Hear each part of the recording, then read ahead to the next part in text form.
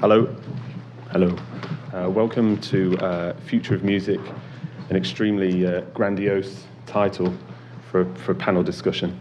My name's David Rogerson, and I'm the Digital and New Media Manager of Sound and Music. And it's thanks to FutureEverything for allowing us to present our research from our work and to discuss some of the issues that came up in that research. I think FutureEverything has been a kind of constant presence in my own explorations of both digital culture and audio culture as well, when it was formerly Future Sonic. So long may it remain. So this panel discussion came about because of a research project that Sound and Music and Senatus set about on. I should talk about the panel first. I tried to go with PowerPoint to enable me not to forget everything that I was going to speak about, which I've already messed up. So firstly, we've got Alex McLean, who's a live coder, researcher, producer of things like the Placard and Dorkbart and Dork Camp. We have John Mateus, a musician, researcher, academic. Is that a dirty word to say the word academic? Okay, that's good. Thorsten Sideboard works for Last.fm and has his own record label High Point and Low Life.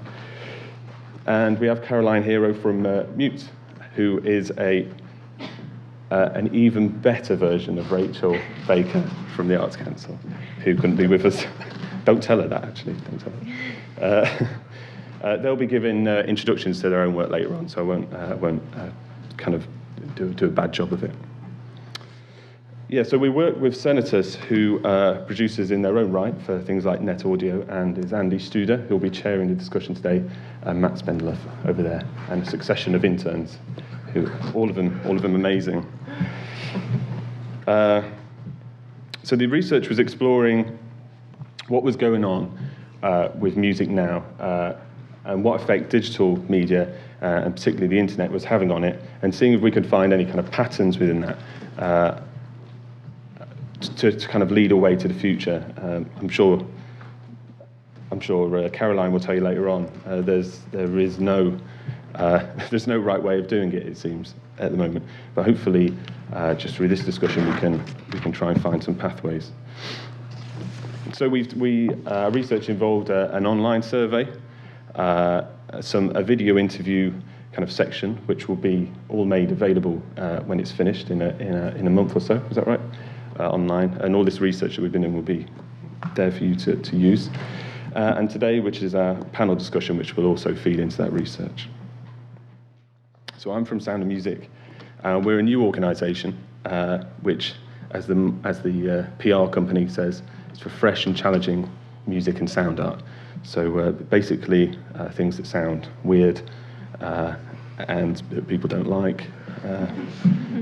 We're there. We were made up of 4 former organisations: Sonic Arts Network, CMN, British Music Information Centre, and SPNM, which is. You said you weren't going to make any kind of political jokes today, but it really is a bit like a coalition government. I'm not going to go into that. And we've recently had our creative launch. We've actually been together for 1 year, but we've just launched our organisation properly with our new creative director, John Kiefer. First thing was Bill Fontana's River Sounding, which is, if you're in London, it's free. You can go and watch it. It's at Somerset House. It's a very nice installation piece. And upcoming, we've got Chris Watson at Kew Gardens. We've got something at Liverpool, Modified Toy Orchestra in the Midlands. Brian Eno's Apollo, I think, is touring the UK and Europe. Scanner, and a Sound and Music summer school. And in the area of digital, which is kind of a new area for all 4 of those organisations, I guess, we're looking to do more commissions. We're doing research and development, and looking specifically at digital technology and art in education technology, and specifically around special needs education.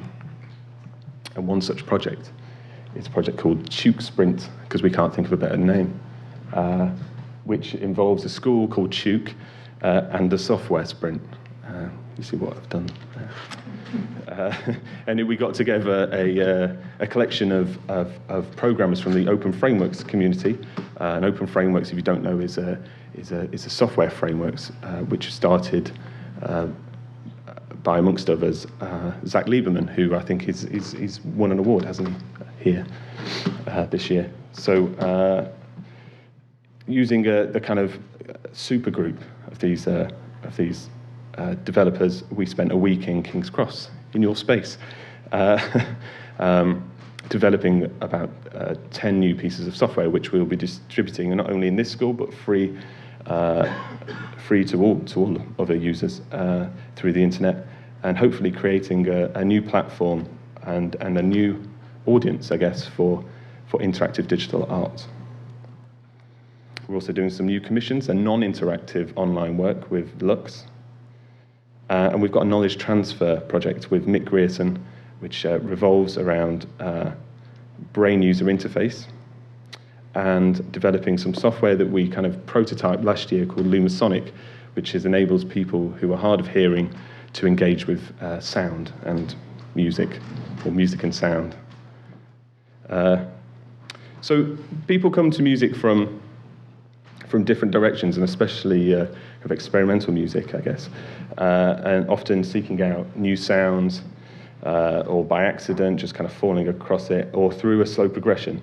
And I think digital media, and specifically the internet, has an important role to play in this, actually, and has democratized somewhat these journeys. And so hopefully today we're going to set out signposts for you to try and navigate these different ways of doing things.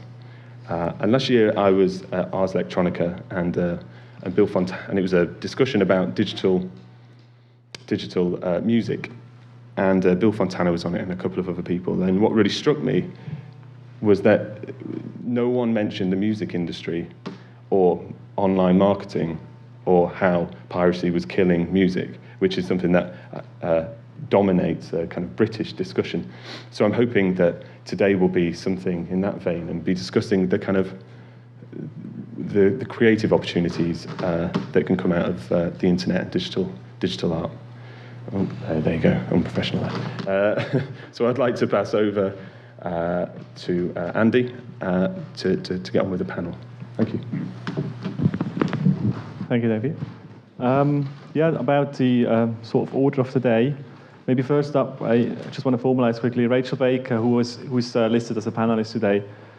She's unfortunately not able to come up because she's stuck with work at the Arts Council in London. So she's really sorry, she apologizes, and she promised to do a video interview within the series that David mentioned. So you should meet her online, so to speak, in about 4 weeks from now. We'll post that through Sound and Music and the Net Audio London website. So today, we thought we're going to give each of my panelists a short opportunity to present themselves in a 5 or 10 minutes presentation. Following this, we're going to try to touch on the number of topics and have an increasingly open discussion. So I'll probably start off with just asking the panelists a couple of questions, and then about halfway through, I'll open it up to the floor, and I hope you participate in the discussion. It should really be a sort of a two-way conversation event. The order of the presentations is going to be John Matthias to go first, then Karen Heron, then Alex McLean, and Thorsten Seiport as fourth. So I kind of leave it to you to plug that in. I should sort of have a few words to bridge this event, or are you going to work off this? Just have to move this. Oh, we have to take this one off, so yeah.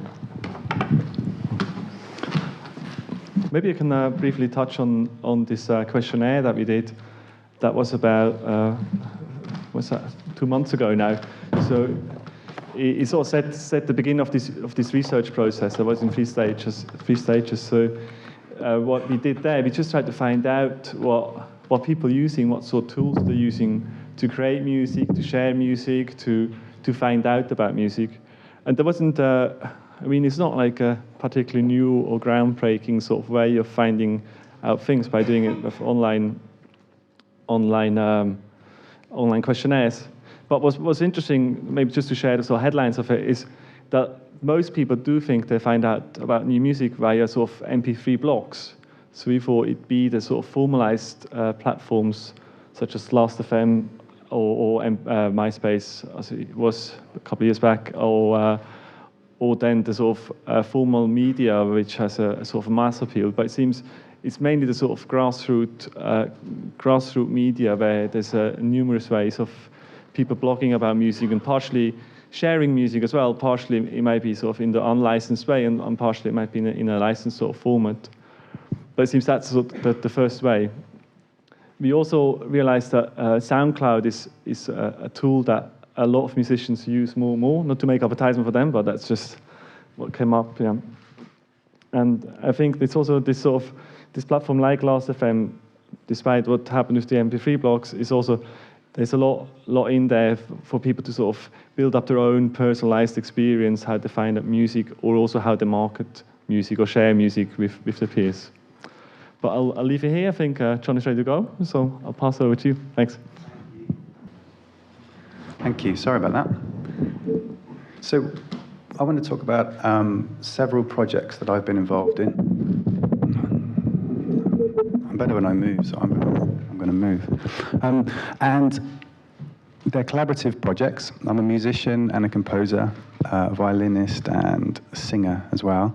But I want to talk about today not those projects, but projects that involve an interest that I've had with my collaborators for a long time to do with patterns of rhythm. And particularly what I've been interested in is correlated systems of rhythm and less correlated systems of rhythm, in particular indeterminate systems of rhythm. And what I mean is indeterminate as opposed to random. So the word random refers to a temporal system, if you like, where one event isn't connected at all to another. There's no correlation. A correlated system, everything is correlated to something else. So if you have one signal, it determines when everything else happens. But in between those two extremes, you have a whole range, a continuum of possibilities of generating temporal systems, if you like, that may be exciting and interesting, much more interesting than random signals, but have patterns in them that we can't predict, okay? And one such system of things that have that behavior are neurons. So neurons fire. They have a particular event that you can associate with them. They fire discretely, and a firing signal of a neuron is typically about 5 milliseconds long, so very, very short in terms of our time scale of doing things in the world. They have plasticity, so a group of neurons adapts itself according to the stimulus that it gets, okay? That you can make them change. They change their behavior. Our neurons change the way that they are connected, and they change the weights and the strengths of connections, and sometimes they change whether they're connected or not, okay? And they also, the nervous system itself has a very interesting rhythm, and it's indeterminate. You can't predict what's going to happen in advance. So we wanted to do some exploration of the rhythm of the nervous system. And this is a graph. And every time there's a dot on this graph, it means a neuron has fired, okay? So up on the y-axis of the graph, the neurons are all labeled, 0 to 1,000. 0 is a bit of a red herring because there isn't a 0th neuron, but just above that, there's a number 1. And every time there's a spike here, it means neuron number 1 is fired, and you put a dot in the graph. If all the rhythms of that model system of neurons was random, then you'd see a uniform distribution of spots, but it's not uniform. You tend to get this banding, which is a kind of pulse. So here's even more of a pulse, slightly different parameters in the model here. In this system, the neurons are, in the previous system, the neurons were all on top of each other. There was no distance between them. Now we've spread them all out, and you get a really big pulse behavior here. So we wanted to know what this sounded like. So myself and Jane Grant, who's in the audience, took a microphone, spread it along the page of a book to get a sound file that we liked.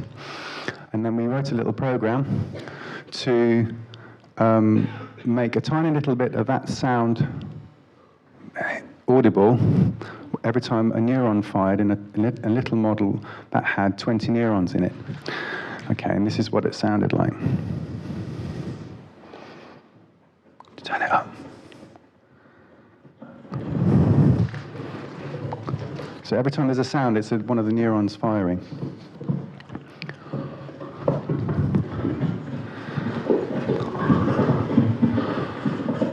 So we got quite excited about that. Because of the organicness of the sound, you need to turn it down slightly now.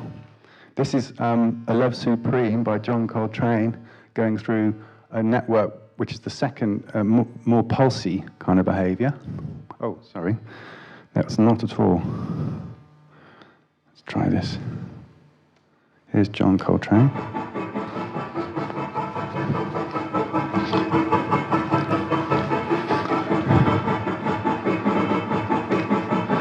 And we thought we were onto something quite exciting here, because we were getting pulsy rhythms and rhythms that we couldn't quite predict. Some of them were quite interestingly catchy, and but all those sounds that we've been listening to were done with a very short grains. And Jane, who's an artist, wanted to experiment with changing the length of the grains, so she made the grains much longer and used her own breath as the sound source, and got a very, very different sound, which I'll play a section of here. To turn it up.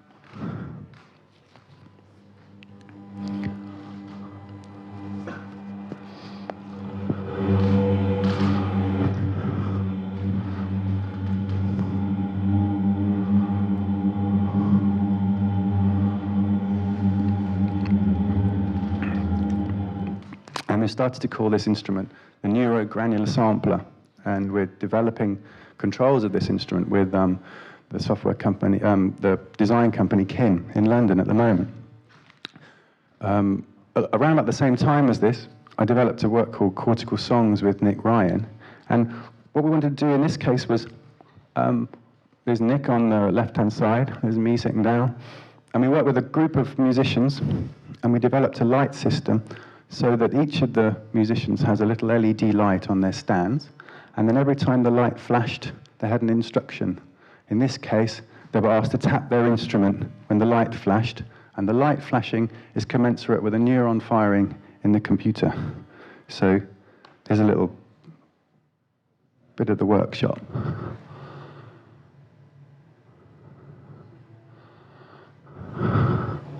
Can you see the lights flashing? Need to turn it up. And we took this idea and intervened in the whole flashing process. We weren't interested in illustrating the flashing. We wanted to create an interesting piece of music using this technique. So we worked with the string ensemble of Trinity College of Music, and this is a little film of the recording session. And what you're hearing is the orchestra changing note every time their lights flash. So there's a 7-note phrase. And every time there's a flashing, they change. So you get a kind of distributed system of the neuron firing. And we released this record on the non-classical label, which is probably pertinent to the discussion that's going to happen later. Non-classical is a label owned by Gabriel Prokofiev, which is trying to bridge musically styles between electronic music and orchestral music, if you like, or traditional orchestral music. And one thing it does is it commissions remixes of the pieces. So we asked Tom York to remix Cortical Songs, and this remix is him listening to me blabbering on about neurons and him trying to reinterpret what neuronal firing is in his musical language.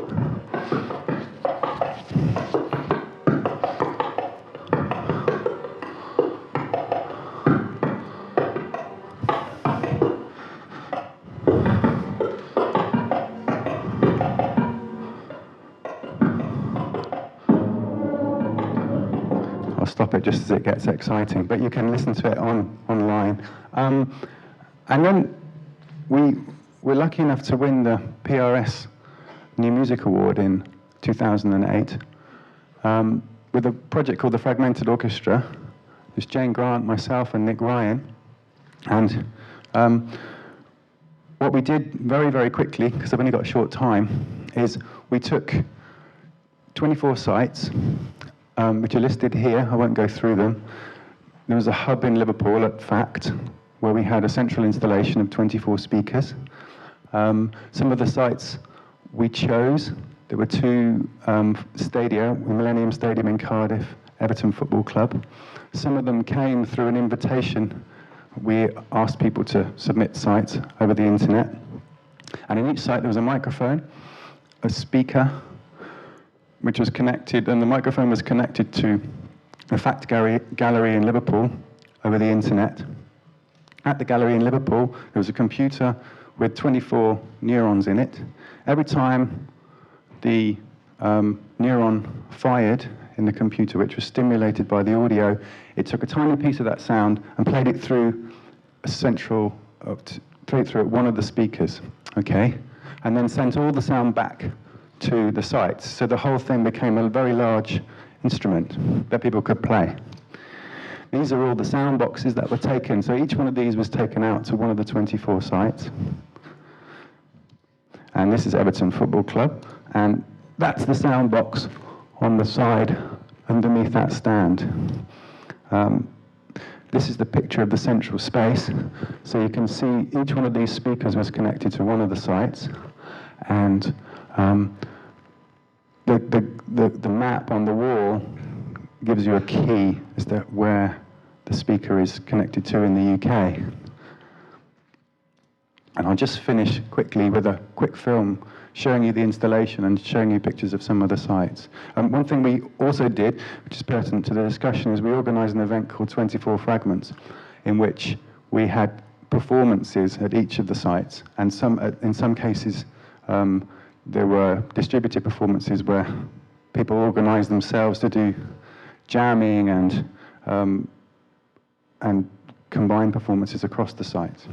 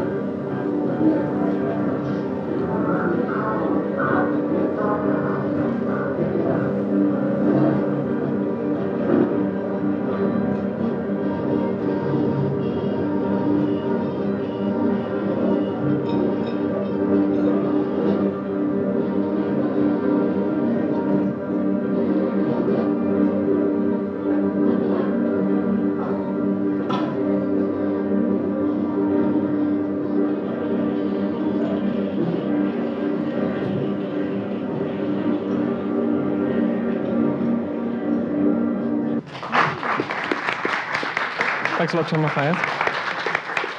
Over to you, Caroline. Okay, right, okay. What I'm here today to present is a programme called The Art of the Digital London. And so I'll just give you a bit of background about what I do within that. So I'm going to read my notes because unfortunately it was a bit of a rushed presentation. Right, so basically I work for OpenMute, and we were commissioned in conjunction with IT for the Arts by the Arts Council, so kind of by Rachel Baker. So it's quite serendipitous that I came today because the two topics are quite similar in that we're a breakdown of the Digital Opportunities Programme. So I work with OpenMute under the two directors, Simon Worthington and Pauline Van Murik-Broekman. So basically what the Art of the Digital is a series of events for all London RFOs, so regularly funded organisations, and it has basically it aims at promoting awareness of the importance of the relationship of art and technology. So I think art and technology, I think beautiful. I think it's lovely. Not only to promote awareness, but to build up a cross-community network for the future. So exploring the relationship that exists between cultural industries and technology. So how people within arts management and production are integrating new technologies into the programme, and what effect that has on how people are experiencing art. So that's kind of the main aim of the Digital Opportunities scheme. So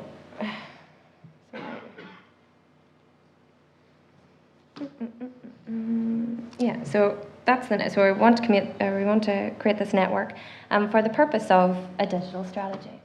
So it's a very vague term, and it was one that we inherited, and we weren't too sure what it was.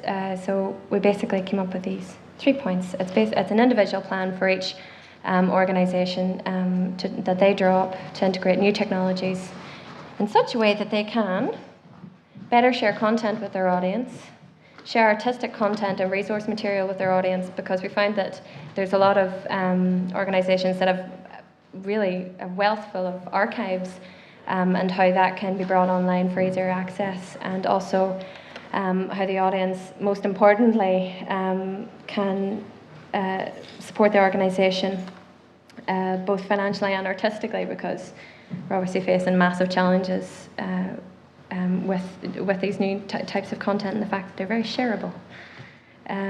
So this is the network that we use. We have a series of 10 events. So we all get together. Generally, there's about 40 of us, and we organise it through this Ning site, which we also inherited from an earlier programme, which was a Northwest programme in which the Arts Council did with Fact and Folly. So I don't know if any of you are aware of that here, and I think that's still going. I think there's definitely still connections running there.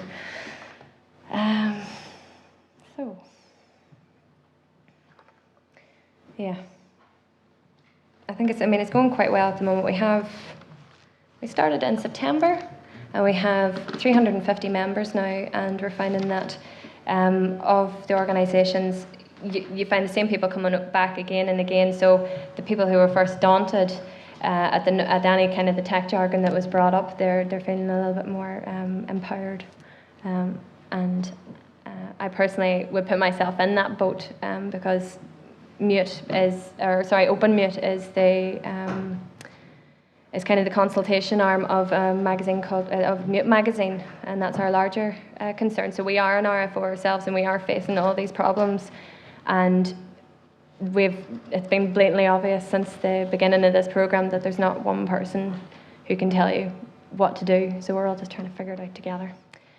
So previous sessions that we've done, that we've covered, we're covering the basics, because the range of organisations, we're having people from the National Theatre, but we're also having people from very small orgs that are maybe running about 3 people, and within that, even within the senior management, we're seeing a difference in the fact that those who are older don't necessarily, or haven't ever necessarily engaged with digital media before, and now they're coming to it, and they haven't heard of the word Twitter before. They don't exactly know what it means, so it's just going back to the very ground. Project management, revenue generation online, the one that everybody wants to know about, and a really interesting one, which was our last one, which was 2 weeks ago, called Digital Innovation for the Arts. And that was the main focus of that was on co-creation within not only artistic programming, but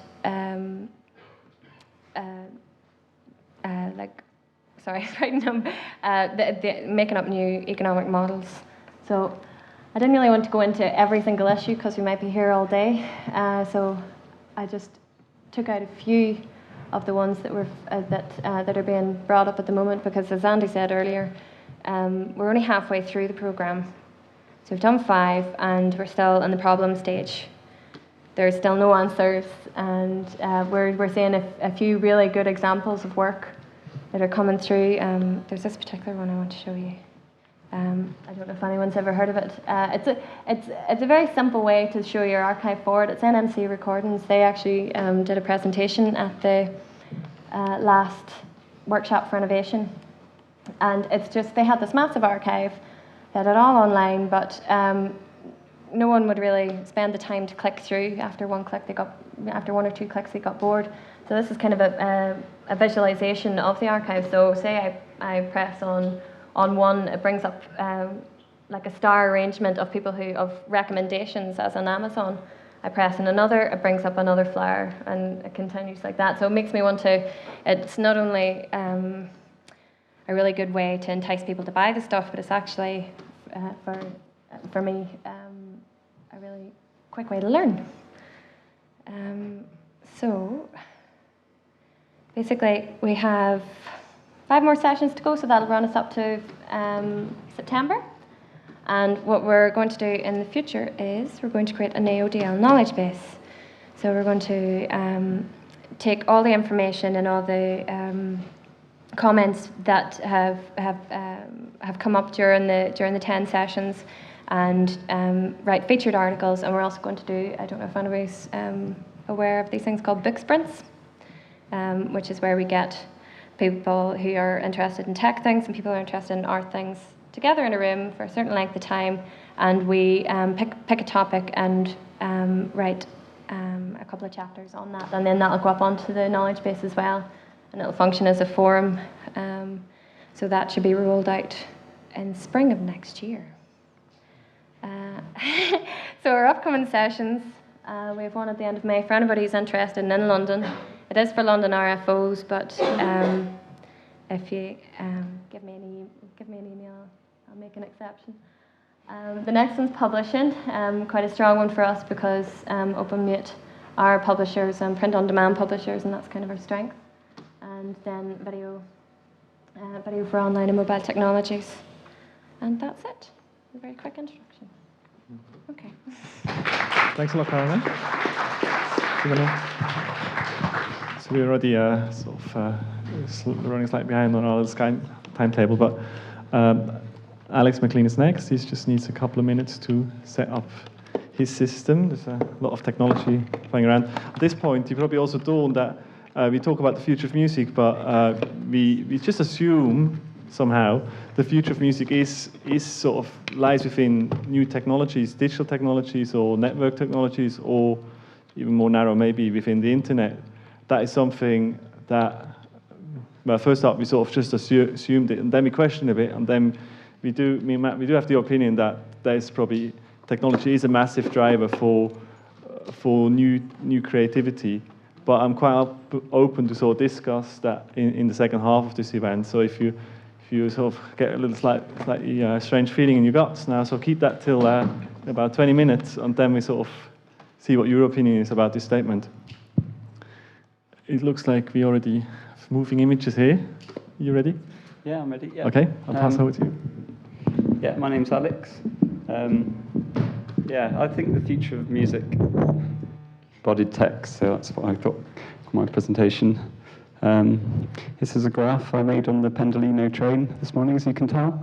And this is how I see the history of humankind. So we started off being able to move around, then we made imagery, cave paintings and things, moved on to using those images to represent ideas, and then phonetics, alphabets and things, abstraction, computation, invention of computers, digital computers, mainly electronic computers, and networks like the internet. But now I see the interesting part where I am. Well, I've been looking at computation for a long time as a live coder, but now I'm more interested in how to connect computation back to movement again and complete this cycle of life. So symbols are little images, categories of images. There's one, nice simple one called an O. So this is a symbol, it's an image, it's also a sound, it's also a way of moving your vocal tract. And it's also, you can put them together and make words which mean things. This is someone using symbols in music context, bold syllables in Indian classical music.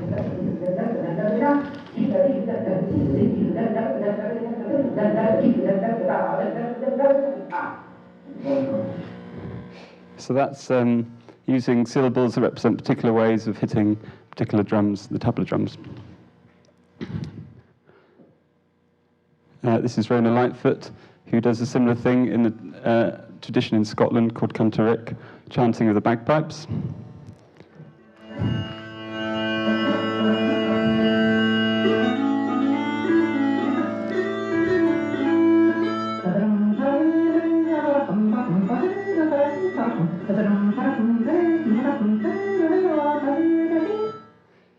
And that's a chart showing different traditions of Cantoric. But there's basically different syllables used to represent different ways of articulating the bagpipes. And this extends to guitar playing as well, the way we describe ways of plucking the guitar. Open round tones tend to be the center around the sound hole. Thin nasal tones tend to be near the bridge, and closed tones tend to be more up there. So, and this is kind of a sort of filter sweep going yow across the guitar. And so the way that we describe sounds relates to our voice. So I guess my argument is that we relate instrumental sounds to our own voices using symbols.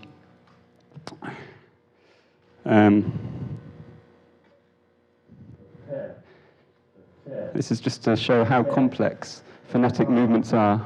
You can see the tongue moving, as well as the vocal cords, the tongue. And phonetics, this is Hangul, South Korean, Korean way of, this is our alphabet, which is related to movements of the teeth and the lips. So our alphabet is kind of semi-phonetic, whereas Hangul is really very phonetic indeed. And it just shows how symbols really are related to our own bodies. They're not completely abstract.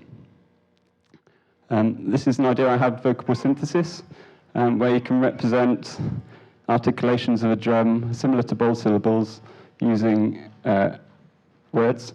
So this hit a loose stump and drum outwards with a heavy stiff mallet, then hit the middle of the drum with a lighter mallet while tightening the skin slightly, etc. is all represented just by typing the word kapatu.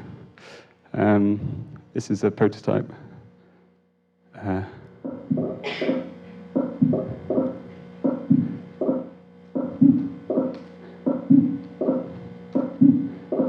So words are used to describe articulations of this instrument, simulated. This is more on the computational side. Live coding I do as part of SLEB, where we're writing software as part of a performance to make music. On top is a language called Lisp, a dialect of it called Scheme, but with an interface by Dave Griffiths, who I perform with, which is based on color blocks. So it's like playing with Lego. So you make shapes of computations. And I'm using Perl there. That's me, my screen below. Can't hear it very well. But... Oh, shh. Yeah. This is another idea, which I called acid sketching. It's just ways of just exploring the shapes of symbols. So here I'm mapping different morphological properties of these shapes to TB303 emulator.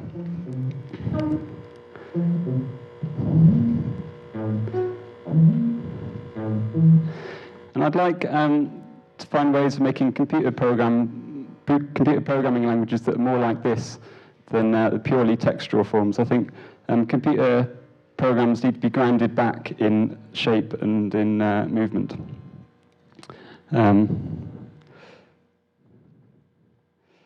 Yeah, where was it? Yeah. So yeah, connecting computation and movement through symbols grounded in the body and in shapes and so on. I was going to say something about networks, but I can't remember. But I've probably gone on long enough, so I'll leave it at that. Thanks. Thanks a lot, Alex Martin. Great. And we have Forsten. Do you want to stand or? Yep. Yeah. Okay. Forsten Seibert from Last.fm and with his own, representing his own label, High Point Low Life as well. Going analog here. Very good. Yeah, very much. So my name's Thorsten Sideboard. I work at Last.fm and I run a record label called High Point Low Life. My interest in the future of music has come about through several different sort of practices, like going back. I started the label in 2001 while still living out in San Francisco, and the effects of Napster were actually just starting to be felt then. I think they were actually hitting their first lawsuit at that point, but the effects of downloading on running a label were just starting to be felt. Well, no one was quite aware at that time. So since then, moved back to London shortly after that, and got involved with working at Last.fm, where I've been for about 4 years now.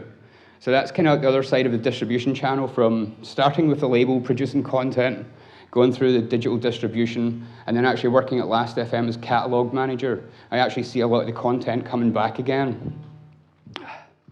So yeah, it's just pretty much dealing with that. And for the whole, I'm very much interested in the sort of new models for how labels and distributors are actually dealing with digitization of content. Some of the more interesting things, I think, are like the new labels and blogs, which are sort of pretty much the same thing these days. A lot of the music discovery blogs have now become labels in their own rights, by giving away music for free, but also then getting a following and then being able to push their own artists and sort of go from there. So yeah, I don't actually have a computer to do any sort of presentation today. It was a bit short-sighted of me.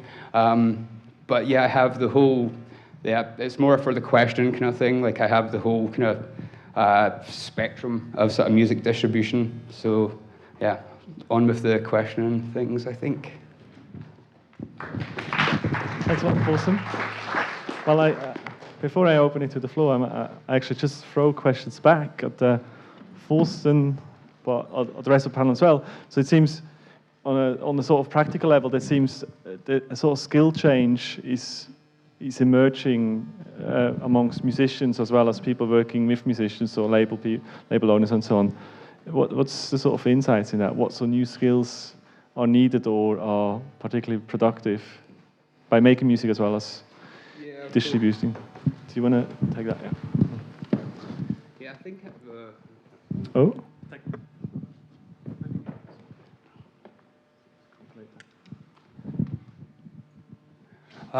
Tools or sort of awareness.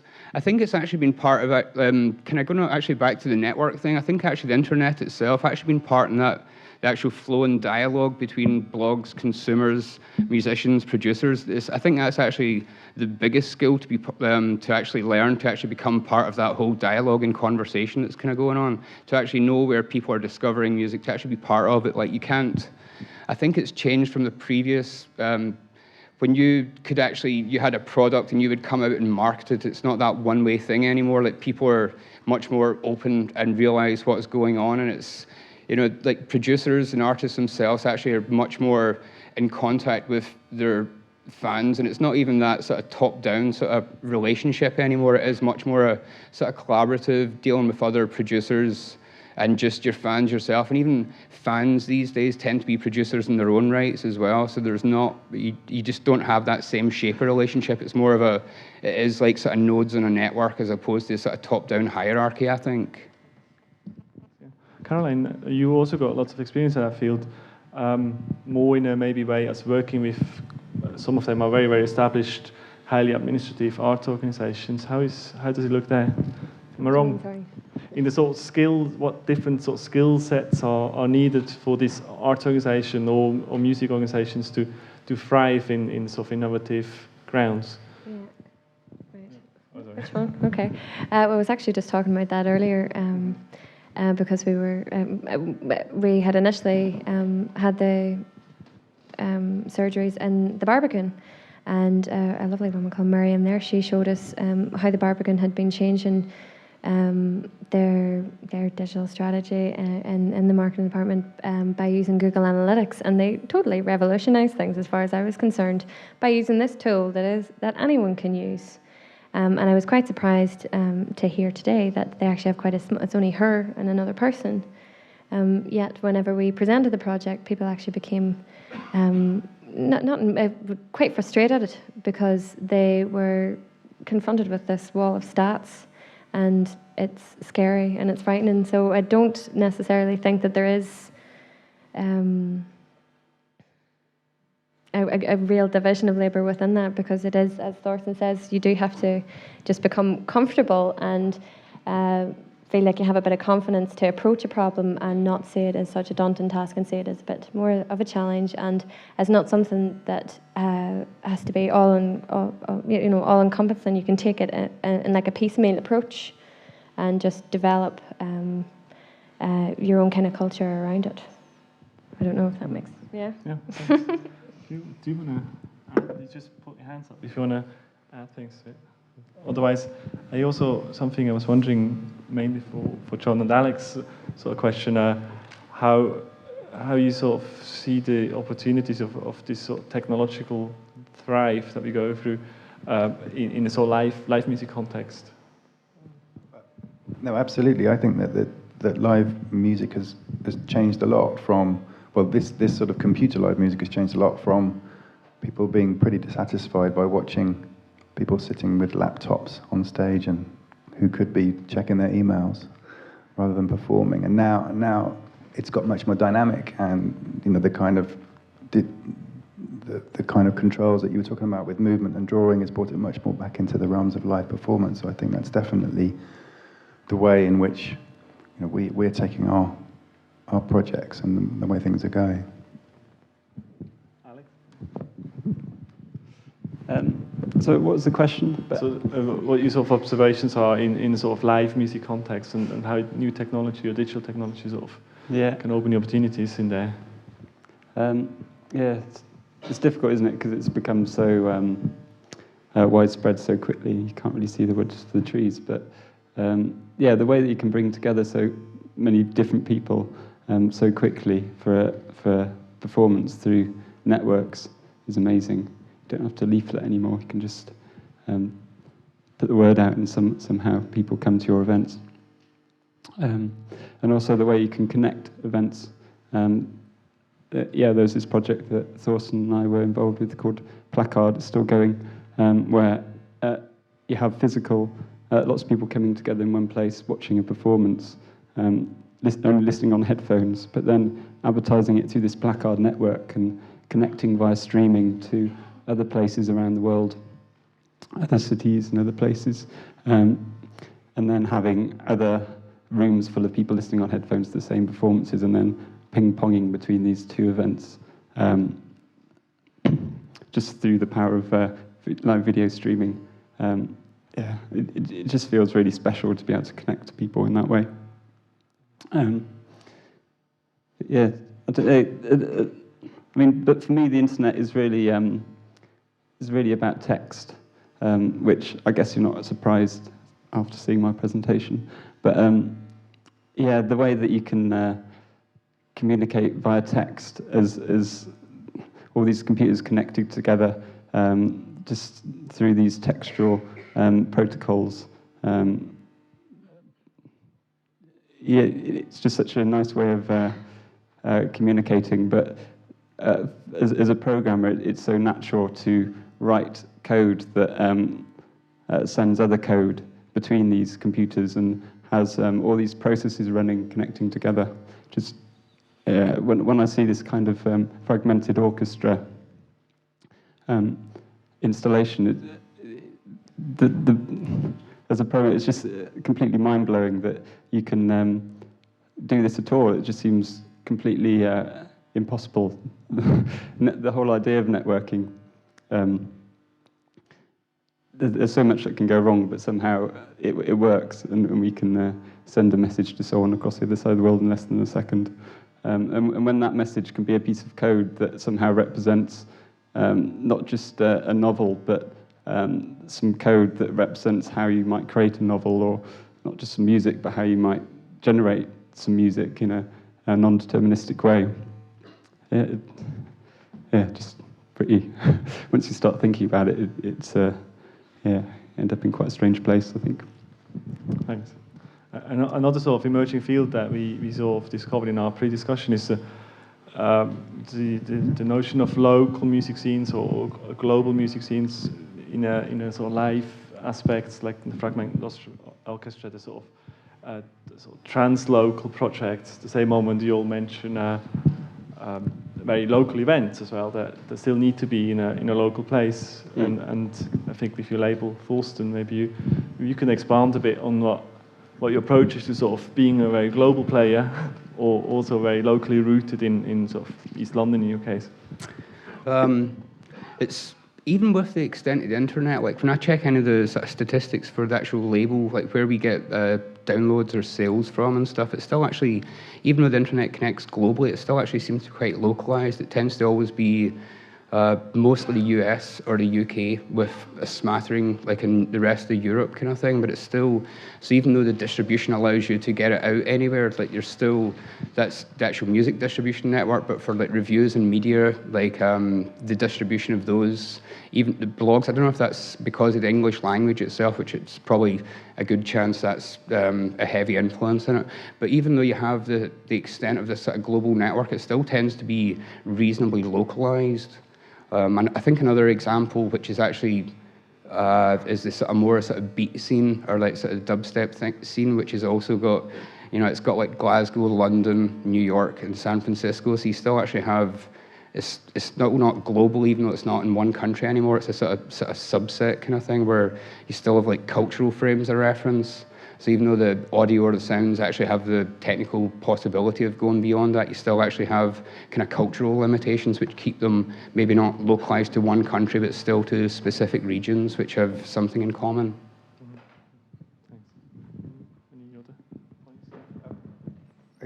I think with the Fragmented Orchestra project, we really wanted to emphasize that some of our sites were much smaller than others. So we had a school in Devon, for example, and we also had 2 stadia, then we had a National Portrait Gallery, we had a performance venue in Birmingham, and we wanted to emphasize the fact that all these things were connected and had different scales. But the whole thing about the scale of the internet is that you can look at it at very many different scales and find the same kind of pattern.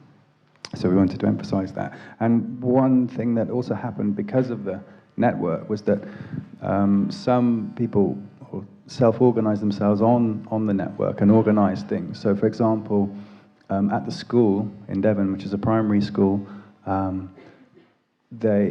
we found out that they had a project going on with a school in Keighley, where the background from the school in Keighley was very different from the largely rural background of the kids at the school in Devon. And for the 24 Fragments event, what happened was that it turned out that Keighley is only 2 or 3 miles away from the site in Haworth, which is the Bronte Museum. And we turned off the neuronal apparatus, if you like, and the children sort of introduced each other and had a little concert, gave each other a little concert over the system, which is great. And something that happened naturally, we didn't facilitate that, it kind of happened. So that was one very successful thing. Karen, Alex, any local, global sort of notions? Well, no, just in terms of performance and broadcast, I don't know, it's an example I keep bringing up on a daily basis now since I've seen it.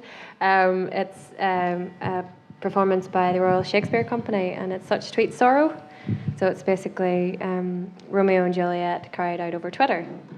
So it breaks down everything. It's not. This isn't. It's a tool for marketing, but it is a performance space itself, because each character has an account, and they start in the morning and they say, "Oh, got up today, feel like saying Romeo or something," And so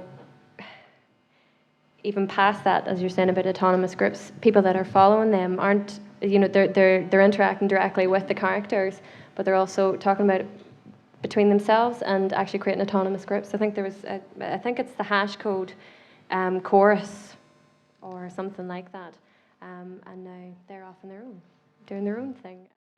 I think it's time to open up to the floor. You've been very good on that, nice and quiet. So, but I'm itching to hear what your opinions are about the topic, and I would like to hear if you have questions or statements to the panelists in general or particularly as well. I'm not sure if is there a roving mic, or do we just talk loud? Who would like to sort of open the reign of statements and questions? Can I point someone, or we got someone there? Got it. Hi, I'm Brian Condon.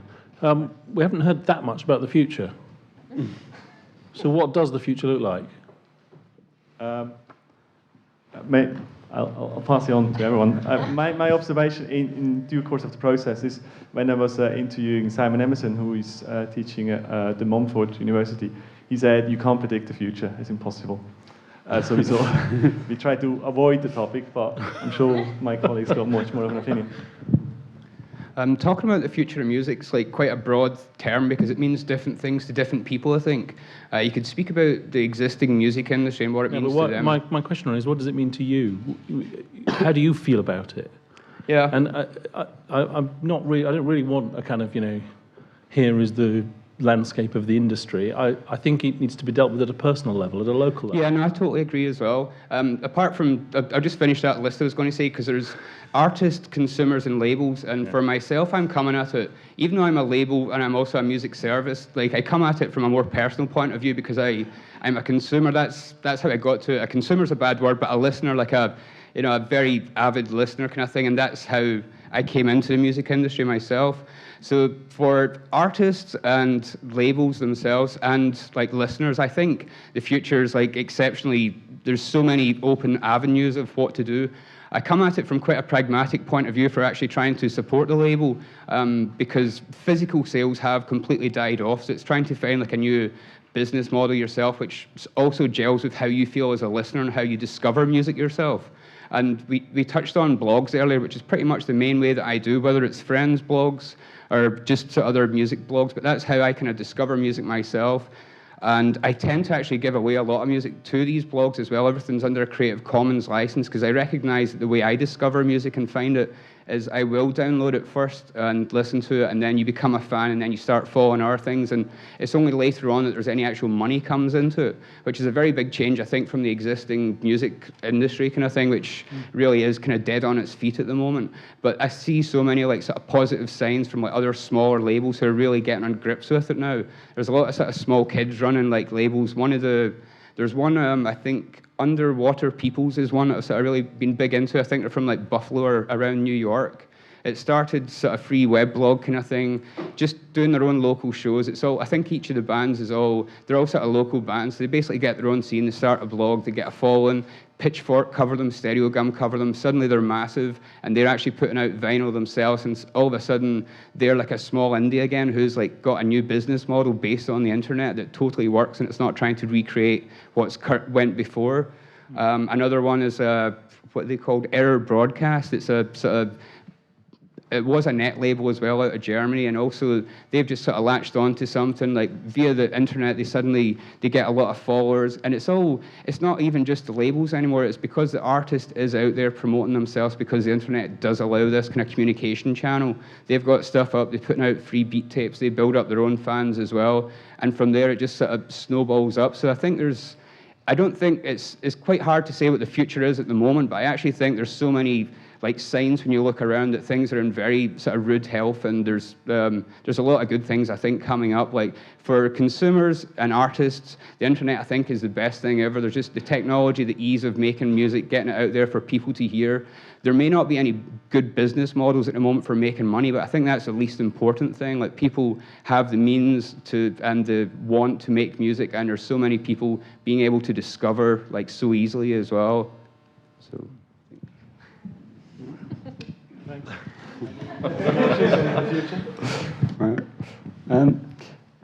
Well, I can't top that, but I think I'm probably not the right person to ask as a 30-something researcher, but I see a big explosion with new languages for music, which is giving new ways of making music, not replacing the old, but complementing them and interacting with them. Coming out of the free software and open source world, things like, well, there's Impromptu, Super Collider, Pure Data's always been there for a long time, Maximus P, but yeah, Fluxus. Lots of new languages which are stepping back away from the mechanics of the actual movement of music itself, but stepping back and describing the movement of music using computer language. And I see a lot more, it seems like there's a lot more that can be done, because programming languages are actually rubbish for describing music, and I think they can really be improved to be specific to the domain of how you can describe such a something that's so tied to perception, but yet is so abstract and symbolic. So yeah, I see a lot of movement in how to describe music in order to generate it, to look for new ways of making, of controlling rhythmic form and melodic and all this kind of thing. Yeah, I'll do. I think we just go take turns. Caroline, I see you have No? Children of the future. Because they're little and they're going to grow, and that's our future, really. But seriously, instruments that learn from performers and players.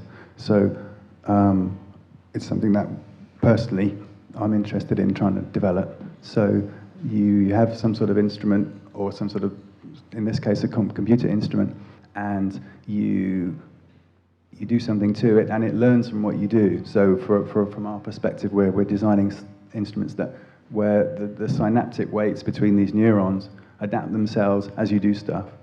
And so when you next switch it on, or a little bit down the line, it's worked out something and you've taught it something. So it's a sort of bi-directional thing. A violin does learn from the player, for example, when you play it. So I, as a violinist, find it very difficult to play another violin.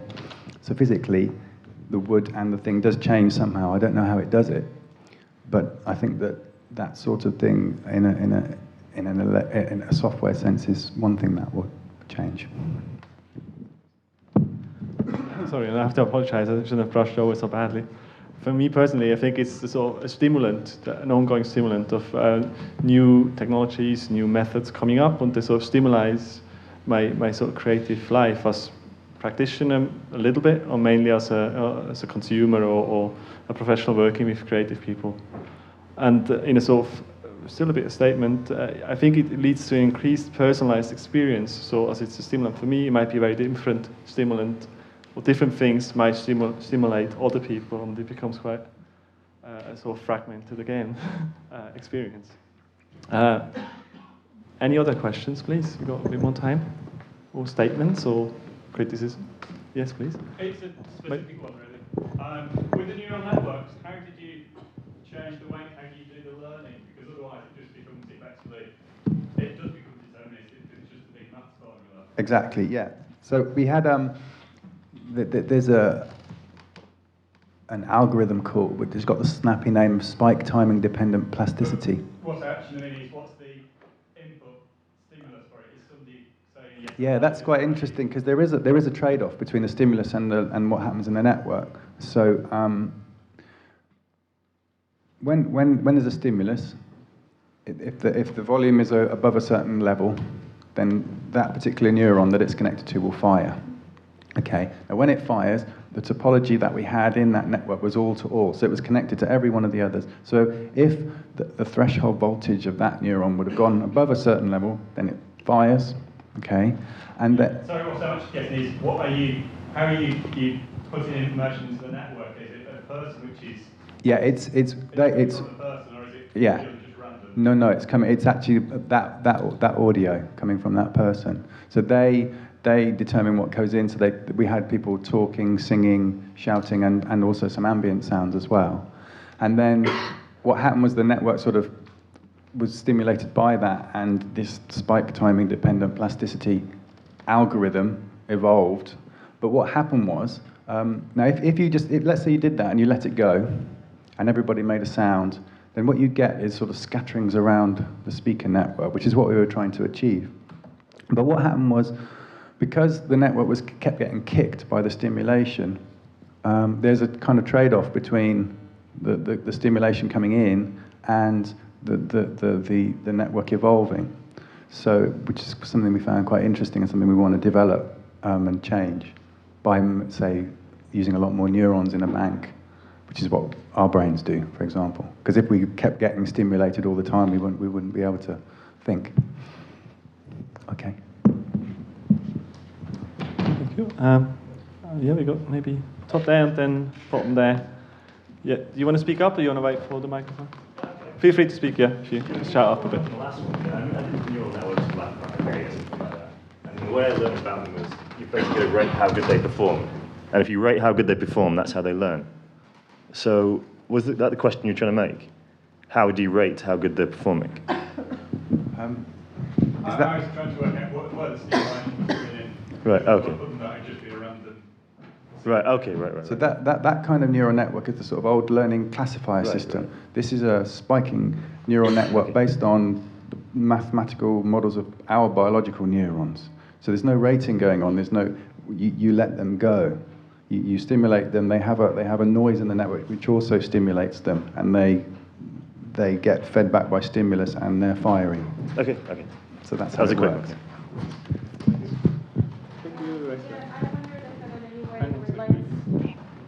I wondered if it in any way relates to like traditional field recordings, what you're doing, and if it does, then how, and how is it different?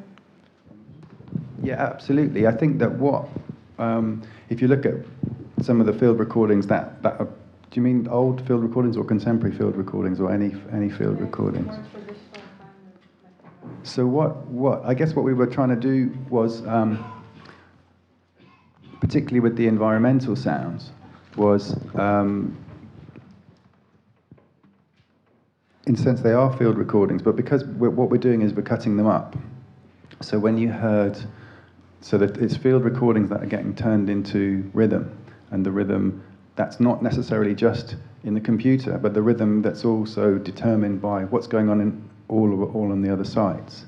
So it basically is that system or that environment being interfered with or triggered by all these other places as well. So I guess it's a sort of sense that this place is not on its own in our system, it's being influenced by all these other places.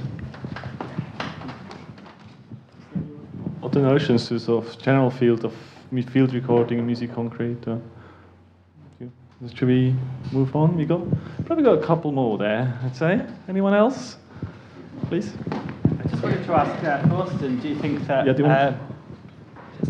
do you think that live music has now become the most important thing for the music industry to survive as commerce, or have record labels done enough to embrace the new sort of sources online? It is quite an interesting one, that, because it quite often gets said that live performance is where the music is now because recorded products have sort of dropped. I don't actually have an answer for it. Like, I deal more with electronic music, which I actually think has got quite a problem with live performance. There is some of the newer interface things, but a lot of the music I release or that I'm interested in, it's actually more the amount of production work that's went into it beforehand, which can't actually be performed by one person. You can like cut up parts, you can have loops, and you can try and recreate it, but it's still not an actual live performance. So it's something I think about, but I actually don't have an idea for it. I don't think live performance is like a panacea, like a universal panacea. It sort of works for quite a lot of bands, but it depends actually on the musicians themselves. And I don't think that being a good sort of producer or composer necessarily translates into being a performer. So I think that hides quite a lot of problems by actually putting that forward as a solution in itself.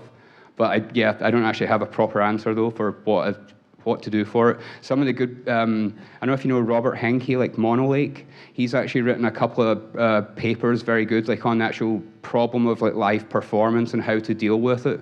If you sort of go to, I think it's monolake.de, he's got his papers up there, and I would pretty much just sort of say what he said as well, which, yeah. Okay. Yeah. Thank you. Would you like anyone else? Yeah, maybe there, and then... Another quick, dull capitalist question. You talk a lot about things are still very regional. Do you think there's a future for regional rights in the digital space? Because at the moment it's all very old. Well, I used to think it was very old, this kind of like, you can't sell this MP3 in this country and you can't sell it in this country. It seems insane, but if things are still regional, do you think there's still a space for that? That seems more of a holdover from like the past, I think, where there is, whenever I've dealt with any sort of licensing things, either trying to license from or to other people, you always end up sort of getting burned in some way. So most of the things I've actually done is working with people I know, and it's always having global rights. So I've actually tried to avoid that. Working at Last FM, we encounter that so often, like the amount of technical limitations or the solutions you've got to come up with to actually maintain these rights when you're actually operating globally.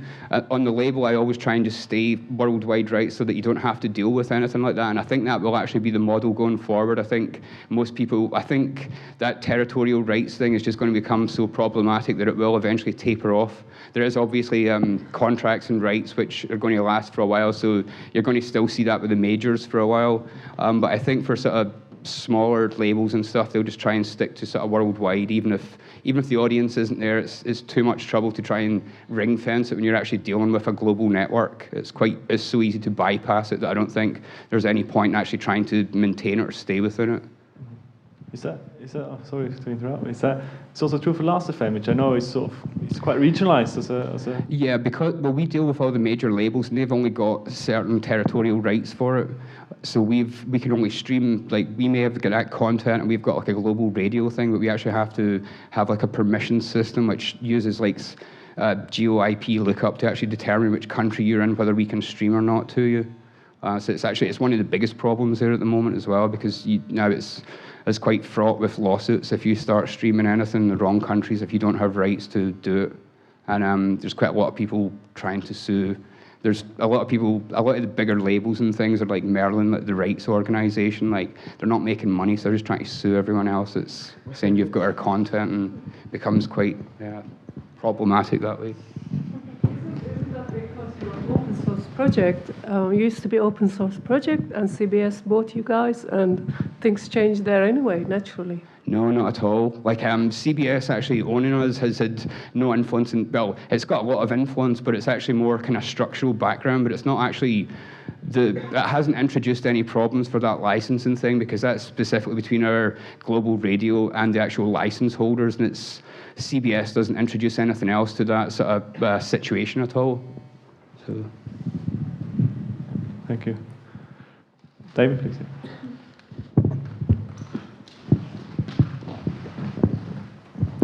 I just wondered, an old argument, or not an argument is that the internet provides access to many more things, and I'm just wondering whether you think that with the internet that listening tastes have become more diverse, and it's always said that it is, but I remember reading something, probably in The Sun or something, on a train, which suggested that, and put out by Fergal Sharkey, and put out saying that actually people who download music illegally end up only buying a very kind of even more narrow range of music. They might buy more of it, but actually their tastes narrow with that. I just wondered if any of you had any kind of thoughts on it or experiences, and whether you can expand audiences or people's tastes, I guess.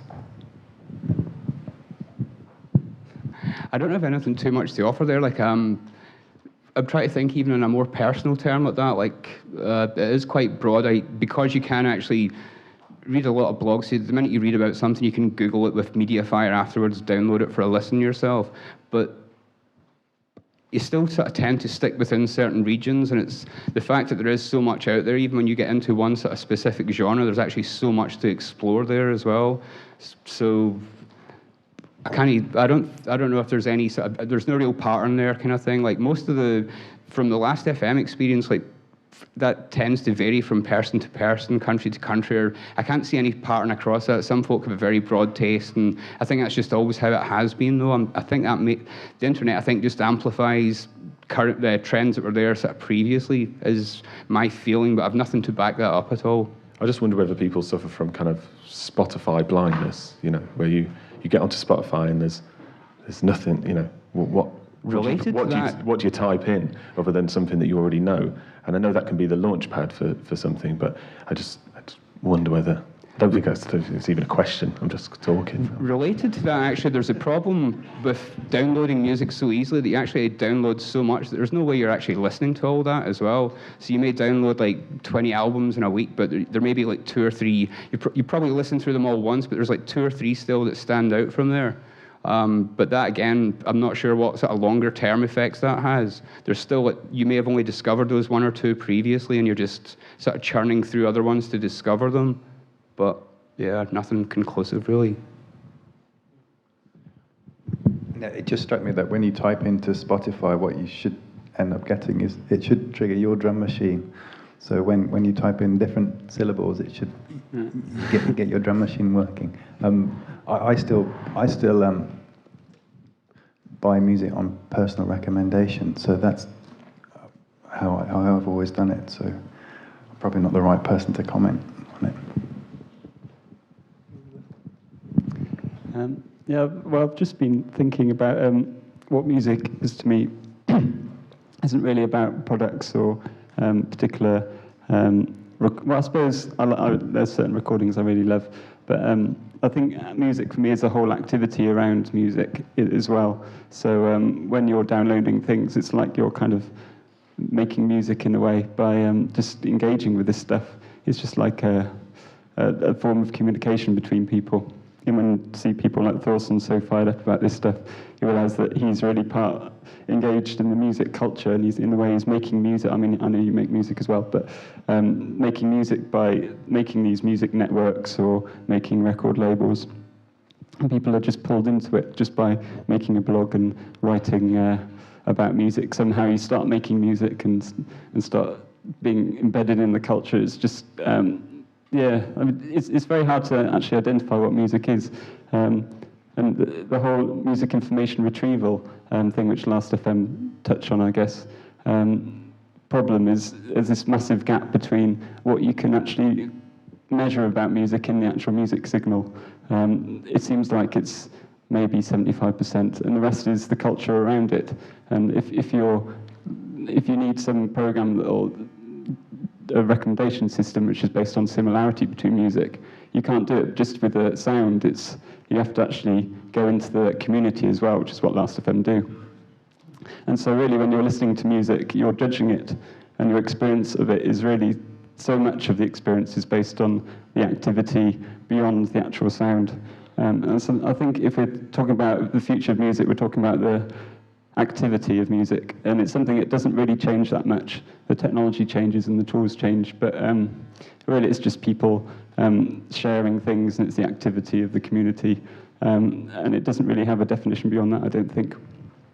One thing just to add to that, like as you're saying, like the actual activity doesn't change much. The one thing that I think does slightly affect is just that actually, because of that distribution network, it actually involves even more people, even though it is the same activity, but it's open to more people to get involved. And I think that's like one of the really good benefits of the internet itself and going forward. Well, I want to give another question, but I think this is a very nice way to end. So it opens up for everyone to get involved as practitioners or listeners or in sort of a conversational form between the two. Yeah, thanks a lot. Matt Svenloff, from Net Audio London, we'd like to thank quickly to a few people. It's first up Drew and Michelle from FutureEverything to have us here, Sarah to look after us. Lucas Schiavoni and Jenna Jones, who are working with us as interns. Thanks a lot for support. David Rogerson from Sound of Music to work with us as a project partner and to give the introduction.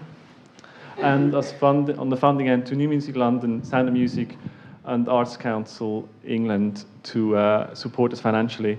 So if you come across lottery cards, buy one, support us, or support the Writers or Creative Herd. Please feel free to get in touch with us. I think everyone is quite happy to take the conversation further down in the cafe, so approach us, buy us a drink, and we'll talk further. Thanks a lot.